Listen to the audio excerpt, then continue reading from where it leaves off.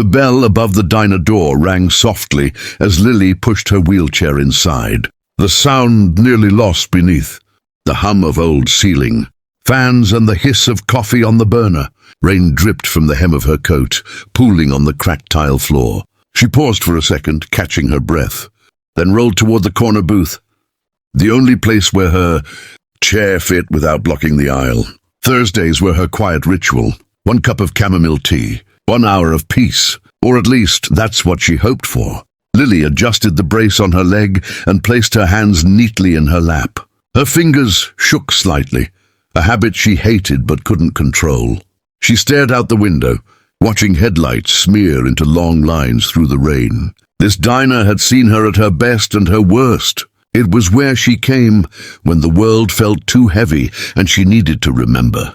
She still belonged somewhere. The door slammed open again. 3 teenagers barged in, loud and careless, their laughter slicing through the room. They shoved into the booth behind Lily, kicking the leg of her wheelchair as they sat. She flinched but said nothing. Experience had taught her that responding only made things worse. "Yo, did you hear that?" One of them snorted. "Her chair sounds like it's dying." Another leaned forward, peering over her shoulder. "Maybe she should park it outside. People gotta walk, you know." Heat crept up Lily's neck. She focused on her teacup, on the steam rising in gentle curls, pretending she couldn't hear them. The waitress glanced over, hesitated, then turned away. The rest of the diner stayed silent, eyes fixed on plates and phones. "Hey," the tallest boy said, sliding out of his seat. "I'm talking to you." Lily slowly turned her head. "Please," she said quietly, "just leave me alone." For a split second there was a chance, small but real, that it would end there. Instead, his hand came out of nowhere. The slap echoed through the diner, sharp and shocking. Lily's head snapped to the side, pain blooming across her cheek. The room went still. Her ears rang, and for a moment she couldn't breathe. She tasted blood and shame, the old, familiar mix that hurt worse than the sting on her skin. The boys laughed, tossing a few crumpled bills onto the table. "Relax," one of them said. It was a joke. They strutted out into the rain untouched. The waitress rushed over, eyes wide with horror. "Oh my God." "Are you okay?" she whispered.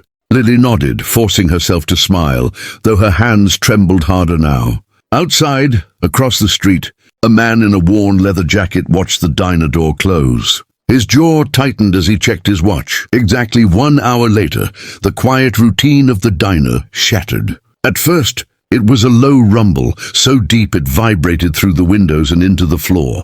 Forks rattled. Coffee rippled in cups. Heads turned as the sound grew louder, heavier, unmistakable. Motorcycles, not 1 or 2, but many. The waitress froze mid-step. "Do you hear that?" someone whispered. Outside, engines lined the curb, their headlights cutting through the fading rain like watchful eyes. One by one, men and women in leather jackets dismounted. Patches stitched across their backs, Iron Raven's MC. They moved with purpose. No shouting, no wasted motion. The diner door opened. The bell rang, thin and helpless beneath the weight of silence that followed.